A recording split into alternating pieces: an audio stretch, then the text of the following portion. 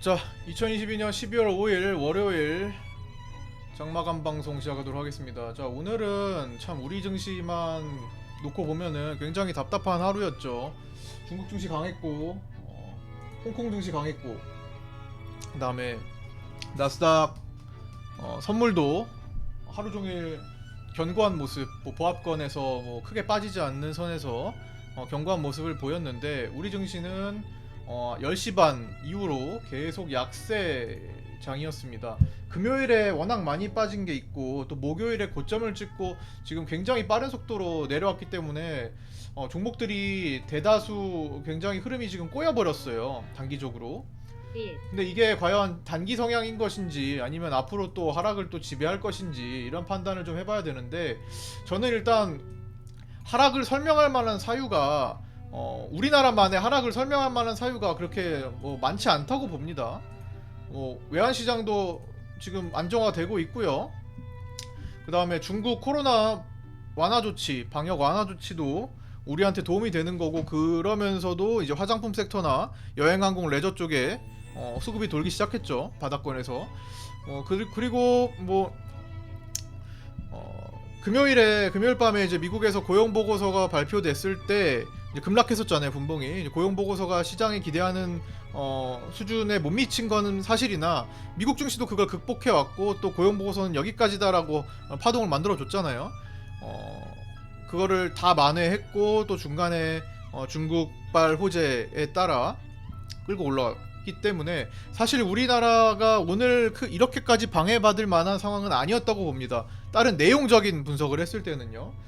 그렇게 괴롭힐 만한 내용들이 없었어요. 오히려 다 상승 요소죠. 극복한 거, 그 다음에 앞으로 좋아질 것들이 대한 얘기니까 상승 요소인데 우리는 왜 지금 급격하게 상승했다가 다시 또 내려 꽂았나. 거의 산타 랠리를 좀 기다리고 있었더니 산타 랠리가 아니라 크리스마스 트리를 만들고 있죠. 급격하게.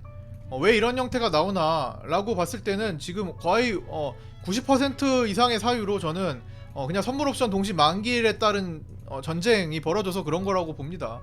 일단 제가 사전에 여기서 이쯤에서 말씀드린 내용이 있어요. 이때쯤에서 말씀드린 내용이 조만간 우리가 공포지수가 변동성 지수를 보여드릴게요. 그때 유튜브에 다 올려드렸던 내용인데, 변동성 지수가 이렇게 내려앉고 안정화가 되고 있었습니다. 그런데 과거처럼 이 안정적인 구간을 오래 보지 않아요. 이 기존에 여기서 한참 횡보할 때는 이런 하락 후 횡보 구간이 좀 있었단 말이에요. 다시 변동성이 생기기 전까지. 이렇게 급등하면 변동성이 생기는 거예요. 시장이 변동성 지수가 올라갔기 때문에. 즉 급락을 하든 폭락을 하든 폭등을 하든 하여튼 변동성이 생기는 겁니다. 보통은 폭락 급락이 지배적이죠. 근데 최근 들어서는 그걸 유지하는 텀이 굉장히 짧아졌다고 말씀드렸죠. 그래서 아직은 불안정한 시장이다. 이게 길어져야 비로소 시장이 조금 차분해졌구나라고 볼 수 있습니다. 근데 아직까지는 그런 형태가 아니기 때문에 다시 찍고 터닝할 수가 있다 라고 말씀드렸던 내용에 다 그쵸? 그래서 지금도 16포인트 때 진입하니까 또다시 바로 터닝을 해서 올라갈 준비를 합니다. 반등, 또 어느 정도 반등했다 다시 또 내려와서 또 반등하고 이런 구간을 계속 보일 거란 말이죠. 안정화 되려면은 이게 내려와서 한참 동안 이 밑에서 놀아줘야 돼요. 대략 한 14포인트, 15포인트, 14포인트 이 정도 밑에까지는 돌아야 됩니다. 그때까지는 계속 불안정한 시장이구나 라고 생각해 주시면 돼요. 그러니까 조만간 변동성을 예고했던 이 날 이후에 지금 어떻게 됐어요? 변동성이 위든 아래든 생길 거다라고 말씀드렸잖아요. 그러고 나서 급등했습니다. 급등 변동성이 일어났어요. 그러고 나서 다시 급락하고 원위치 돌아오고 있습니다. 자, 왜 그래요? 제가 여기서 선물 옵션 동시 만기일에까지의 포지션이 엄청 좋다고 말씀드렸습니다. 어떤 식으로 좋았어요? 개인과 외국인과 금융투자가 모두 상방이었습니다. 개인이 상방인 건 좋지 않지만 개인들을 떨궈내는 과정인데 흔들어내는 과정을 좀 할 수 있을 것 같다라고 말씀드렸죠. 외국인 금융투자가 상방을 보고 있었습니다. 자, 그런데 이게 내만여의 날까지의 포지션인데 중간에 사전에 일주일 전에 먼저 목표 도달을 했어요. 이때 목표가 325포인트였잖아요. 그때 다 말씀드렸던 내용이죠. 325 위를 찍어서 목표 달성을 했습니다. 조기에 달성을 했어요. 일주일 전에. 그렇기 때문에 외국인과 금융투자는 미리 차익 실현을 합니다. 여기서 외국인들이 대량 매도를 해버리잖아요. 선물 차익 실현을 하면서 동시에 매도 베팅을 해버리는 거예요. 이 정도면은 목표 달성했으니까 오케이 끝, 밑으로 밀어야지 라는 생각으로 당연히 조정을 어느 정도 볼 수밖에 없었습니다. 근데 생각보다 그게 거칠고 과했죠. 올라갔던 만큼 다시 뱉어냈어요. 그러면서 외국인과 금융투자는 지금 각각 선물 옵션 통합해서 돈들을 챙겨놓고 있습니다. 수익금을 좀 챙겨놓고 있습니다. 얼마나 챙겼냐? 현재 외국인들은 12월 8일까지 챙겨야 될 거 있지만 지금 1200억을 먼저 확정 지어놨어요. 수익 확정. 자, 수익 확정을 지어놨습니다. 자, 얘네가 지키기 하고 있는 거예요. 지금은 이제 지키기 하는 겁니다. 돈을 이제 골을 먼저 다 넣고 지키기 하고 있어요. 이제 좀만 지키기만 하면 12월 8일까지 시간만 잘 끌면 진출이에요. 축구로 비교하자면 외국인들은 지금 지키기 들어가고 있죠. 그 다음에 금융투자는 현재 한 600억 정도 이상 수익 실현을 해놓은 상태입니다. 대략 그냥 뒤에 다 잘라내고 600억 이상 수익을 확정 지었어요. 그러고서 지키기 들어가거나 손실을 더 이상 보지 않는 선에서 관리하려고 합니다. 그런데 같은 목표를 쥐고 올라온 개인들은 이 325대까지 올라가는 동안에 뭘 했냐? 다 지워졌네? 뭘 했냐? 그대로 있었어요. 왜? 개인들은 익절을 하지 않았습니다. 참 안타깝게도 개인들은 똑같이 상승 포지션을 보고 있었음에도 불구하고 개인들은 약 250억 정도 손실을 확정지었습니다. 개인들은요. 이게 개인과 외국인과 금융투자의 차이예요. 자, 그러니까 그들은 챙길 거, 원래 다음 주에 챙겨야 될 거를 먼저 챙겨버리고 개인들만 아직도 상방 포지션에 남겨져 있는 거예요. 그러니까 이렇게 누를 수밖에.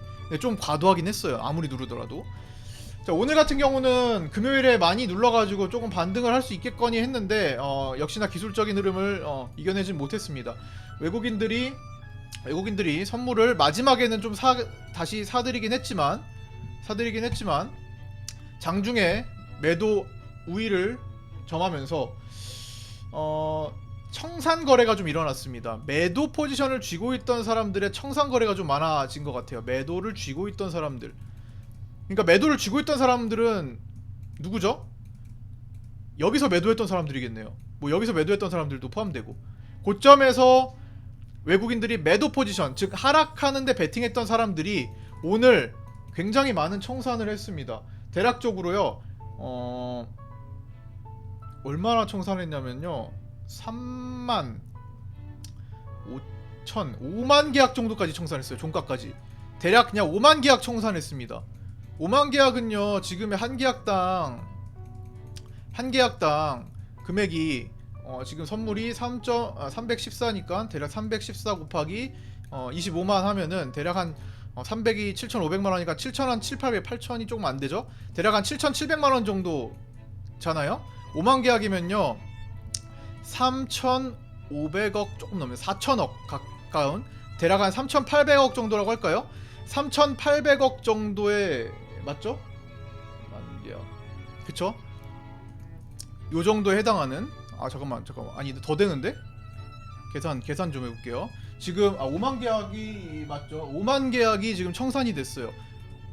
계산 한번 해보세요. 한 계약이 지금 한 계약당 요게 7,700만원. 그럼 계산해보시면 얼마인지 나오시겠죠? 굉장히 큰 돈이 청산이 됐습니다.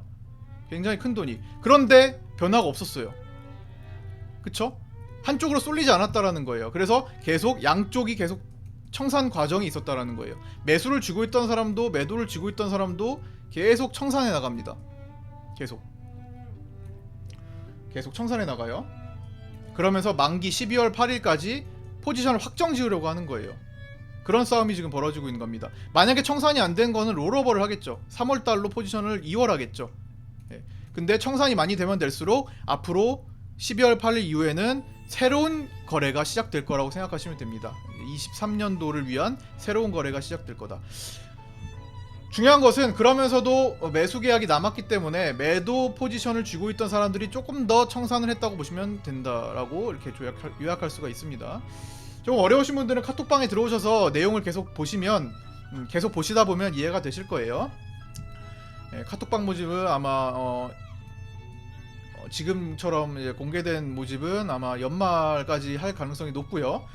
들어오실 분들은 빨리 연락 주셔서 들어오시면 되고, 자, 오늘은 이렇게 해가지고 각 기관 금융투자 외국인 개인들의 포지션과 변화를 좀 살펴봤습니다. 그래서 종합적으로 요약하자면 결국에는 개인들의 외국인들의 매도 힘이 좀 더 약화됐고 반등 여지가 충분히 생겼고, 또 지금은 우리나라만 하락했기 때문에 그런 또 하락을 설명할 만한 사유가 내만여의 날 수급전쟁 말고는 없다라는 겁니다. 즉 12월 8일까지 가는 동안에 아직은 자리 싸움이 치열해서 불투명은 하지만 점차 이제 포지션을 생각할 때 개인들에게 먹여주지 않고 외국인과 금융투자가 최종적으로 가장 잘 지킬 수 있는 거는 지금으로부터 올라서 320까지 정도로 돼 보입니다.